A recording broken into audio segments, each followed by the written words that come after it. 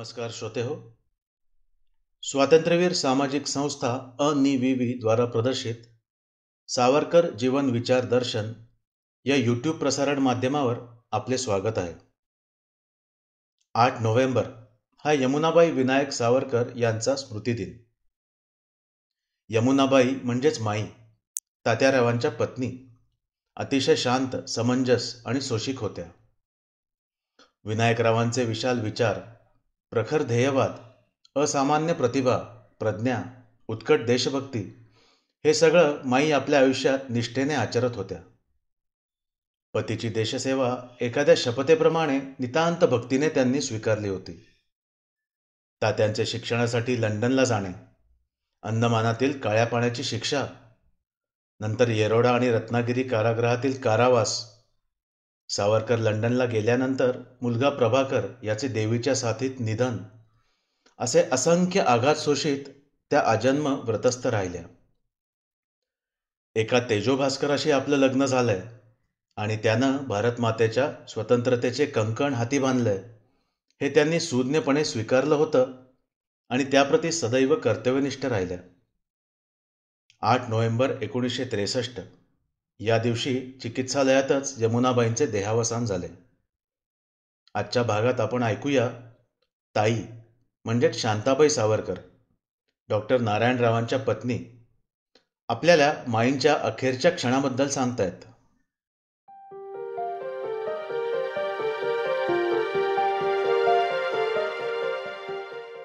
माईंना पण मधून मधून पोटाचा त्रास उद्भवायचा. त्यांची पचन संस्थाच बिघडली होती. काहीच पचत नव्हतं. विश्वास आणि सुनबाई तात्या माईंची मनापासून सेवा करायचे. छोट्या विदुलाचाही दोघांना चांगलाच विरंगुळा होता. मी भेटायला गेले की माई नातीचं कौतुक तोंड भरून मला सांगायच्या.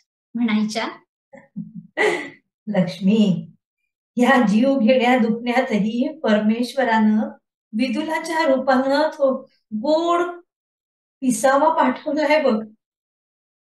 खूप गोड आणि लागवी पोर आहे. सारखी माई माई करत मागे असते. माझ्याच हातून तिला ताकपीठ हवं असतं. आणि गंमत म्हणजे स्वारींची सुद्धा ती भातुकली खेळते. स्वारींना म्हणते, इथे बस, मी तुला पोल्या कलून वालते, कलत कलत. तिच्या बोबड्या बोलात आग्रह टाळणं स्वारींना सुद्धा कठीण जातं हो. बसतात मग तिच्या समोर आणि खातात तिच्या भातुकली मधल्या गरम गरम पोळ्या. असं म्हणून माई अगदी मनापासून खळखळून हसायच्या. भाऊजींची प्रकृती दिवसेंदिवस खूपच क्षीण होत होती. तशातच एक दिवस घरातच पाय घसरून पडले आणि मांडीचं हाड मोडलं. शस्त्रक्रिया करावी लागली. आता भाऊजी रुग्णालयात आणि माई घरी. माईंचा जीव पुन्हा टांगलीला लागलेला. भाऊजींची सेवा स्वतः करावी असं त्यांना वाटायचं, पण त्यांची स्वतःचीच प्रकृती अगदीच तोळामासा झाली होती. पोटाच्या कर्करोगाचं निदान झालं होतं. त्यामुळे रुग्णालयात विश्वास, सुनबाई, मी असं आम्ही आलटून पालटून थांबायचो. शिवाय परिचारिका असायचीच. प्रकृती थोडी सुधारल्यावर भाऊजींना घरी आणण्याची परवानगी मिळाली. पण त्या दिवशी अमावस्या होती. त्यामुळे आजचा दिवस थांबावं असं काही अनुयायांच्या मनात आलं. पण भाऊजी तशाही परिस्थितीत आपल्या विचारांना पक्के धरून होते. शरीर साथ देत नसलं तरी मनानं ते खंबीर आणि कणखर होते. स्वतःविषयीचे निर्णय स्वतःच घ्यायचे. उगाच कुणाच्या हातचं बाहुलं बनून राहिले नाही. त्यांनी स्पष्ट सांगितलं, मी घरी केव्हा परतावं ते चिकित्सकांनी ठरवायचे, ज्योतिषांनी नव्हे. अरे, तिकडे एक रशियन स्त्री अंतराळात उड्डाण करते. अमेरिका आणि रशिया चंद्रावर आणि मंगळावर उतरण्याचे प्रयत्न करीत आहेत. तुम्ही माझे अनुयायी काय करीत आहात? नसते भ्रम उराशी धरून मी परत घरी केव्हा जावं हे ठरवण्यासाठी ज्योतिषाचा आधार घेता? ती हास्यास्पद आहे हे. असं म्हणून ठरल्या दिवशीच भाऊजी घरी आले. घरी त्यांच्या सेवेसाठी विश्वासनं मुद्दाम एक परिचारिका ठेवली. त्यांची कुठल्याही प्रकारची आबाळ होऊ नये याची त्यांनी खूप काळजी घेतली. 3 महिन्यानंतर हातात काठी घेऊन परिचारिकेच्या मदतीने भाऊजी घरातल्या घरात चालायला लागले. आता त्यांची काळजी घ्यायला विश्वास सुनबाई होतेच, त्यामुळे माझं 15-15 दिवस जाणं होत नसे. पण एक दिवस निरोप आला. माईंची प्रकृती जरा जास्त आहे आणि त्यांना डॉक्टर तळवलकरांच्या इस्पितळात नेलं. हातातलं काम टाकून मी माईंना भेटायला गेले. माईंना इस्पितळातल्या पलंगावर झोपलेलं मी पाहिलं आणि मलाही एकदम बडबडून आलं. माईंना इतक्या हतबल परिस्थितीत मी कधीच पाहिलं नव्हतं. त्यांना हाताला आणि नाकाला नळ्या लावल्या होत्या. माई पलंगावर निजलेल्या दिसत सुद्धा नव्हत्या, इतक्या खंगून गेल्या होत्या. मला पाहून त्यांनाही खूप भरून आले. दोघींच्याही डोळ्यातून घळघळा अश्रू वाहू लागले. मी पटकन त्यांचा हात हातात घेतला. माई क्षीण आवाजात बोलू लागल्या, म्हणाल्या, लक्ष्मी, बरं झालं तू आलीस. घरी का नाही आलीस ग? किती वाट पाहिली मी तुझी. माई मी येणारच होते, पण घरात पोरांचं आला गेला सगळं पाहता पाहता वेळच नाही मिळाला हो. लक्ष्मी, घरून निघताना मला स्वारींशी थोडं बोलायचं होतं ग. मग भाऊजी घरी नव्हते का? होते ना, पण आपल्या खोलीतच बसून राहिले. लक्ष्मी, तुला माहितीये मी आता इथून परत घरी जाणार नाही. असं का म्हणता माई? धीर धरा, सगळं ठीक होईल. योग्य औषधोपचार सुरू आहेत ना. आता तुम्ही विश्रांती घ्या बरं. आणि हो, जास्त बोलू नका, शांत झोपा. मी आता तुमच्याच जवळ थांबणार आहे हो. लक्ष्मी, तू किती करतेस ग सगळ्यांसाठी. हो माझ्याच जवळ, पण मला आता बोलू दे. पुन्हा बोलता येईल की नाही ठीक नाही. लक्ष्मी, दुखणंच असं आहे. माणसाची यातून सुटका नाही. मला कळतंय ते. म्हणूनच घरातून बाहेर पडताना एकदा स्वारींना डोळे भरून पाहायचं होतं ग. मी खूप विनवणी केली ग. स्वारींनी खोलीचं दार बंद केलं होतं. दार उघडून बाहेर पण आले नाहीत ग. लक्ष्मी, तू घरी असतेस तर स्वामींना माझ्यासमोर नक्की आणलं असतं.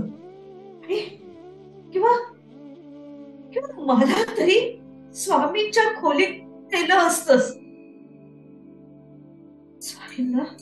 स्वारींना तू तसं करायला पडला असत. माझी खात्री आहे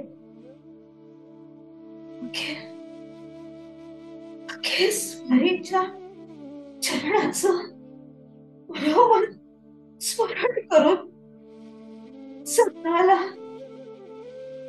अखेरचा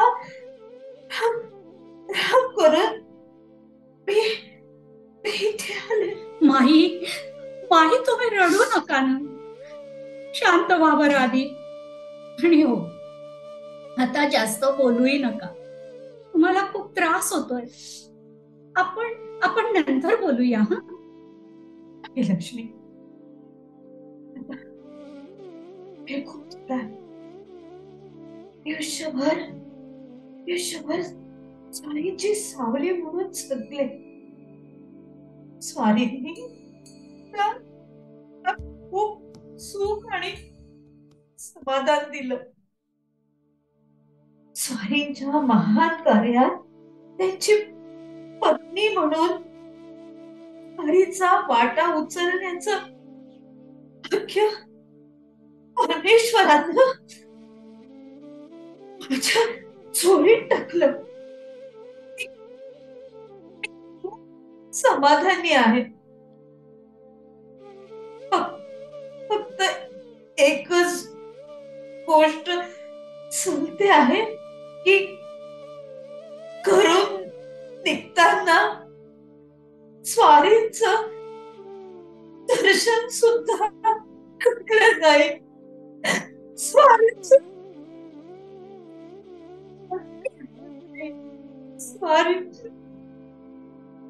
असं बोलता बोलताच माईंना ग्लानी आली. इतक्यात परिचारिकेनं येऊन त्यांना सुई टोचली आणि त्या शांत निजल्या. मी मात्र माईंचं बोलणं ऐकून मनातून खूप अस्वस्थ झाले होते. काय चुकलं होतं या माऊलीचं? केवळ पती दर्शनाचीच इच्छा व्यक्त केली होती ना त्यांनी. मग का भाऊजी असं वागले? का माईंना त्यांनी दुखावलं? आत्ता घरी जाऊन भाऊजींना विचारू का? अशा विचारांनी माझंही मन सैरभैर झालं. माईंची खूप काळजी वाटू लागली. त्यांचं आता सगळंच अंथरुणावर होतं. त्याचाही त्यांना फार संकोच वाटायचा. दुसऱ्या दिवशी मी सदनात गेले. भाऊजी पण अगदी झोपूनच होते. घरातल्या घरात कुणाच्या तरी आधारानं 4 पावलं चालायचे. मला म्हणाले, वहिनी, बरं झालं आलीस. आता आम्ही शेवटच्या प्रवासाला निघालो. माई बहुतेक माझ्या आधीची गाडी पकडणार, पण आमचं दोघांचंही परलोकाच्या गाडीचं आरक्षण झालंय एवढं नक्की. भाऊजी, परलोकाविषयी म्हणाल तर मनुष्य जन्माला येतो त्याच वेळेस त्याचं परतीचं आरक्षण झालेलं असतं. फक्त कधी आणि कोणत्या वेळेस गाडी जाणार हे आपल्याला ठाऊक नसतं. आता तुम्हाला मी अधिक काय सांगणार? खरंय वहिनी तुझं. जीवनात कितीतरी वेळा ही परलोकाची गाडी माझ्या समोरून धडधडत निघून गेली. आता मात्र मी ही गाडी चुकू देणार नाही. माईला पण मी हेच सांगणार होतो. पण भाऊजी, तुम्ही तर माईशी काहीच बोलले नाही म्हणे. अहो, तुम्हाला केवळ बघण्यासाठी, नजरे नका होईना पण तुमचा निरोप घेण्यासाठी त्या खूप तळमळत आहेत. वहिनी, खरं सांगायचं तर माईचे हाल आता माझ्याच्यानी बघवत नाही. तिचे हाल पाहून मलाही खूप वेदना होत. तिला सतत चालती फिरती कामं करताना पाहिलंय. शिवाय माझ्या सहवासात तिनं बरीच वर्षे सुखाचा संसार केलाय. त्या दोघांपैकी कुणीतरी आधी जाणार, कुणीतरी नंतर. पण भाऊजी, अहो, फासावर लटकणाऱ्याच्या सुद्धा शेवटच्या इच्छेचा मान राखला जातो. त्याची सुद्धा शेवटची इच्छा पूर्ण केली जाते आणि आपण मात्र आपल्या जीवन सहचारिणीची शेवटची इच्छा पूर्ण करू नये? अहो, तुमची फक्त भेट हवी आहे माईंना. वहिनी, अगं कुठली तरी भेट ही शेवटची ठरणारच ना. मग या आधीची भेट शेवटची का ठरू नये?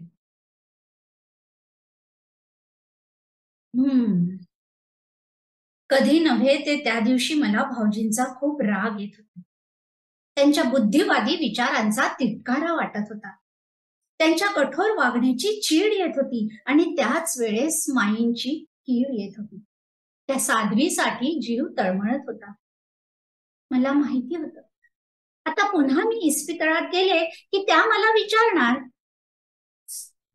स्वारींना विचारलं, मला भेटायला कधी येणार ते? आणि माझ्याजवळ मात्र या प्रश्नाचं उत्तर नसणार. पण तरीही मी इस्पितळात गेले.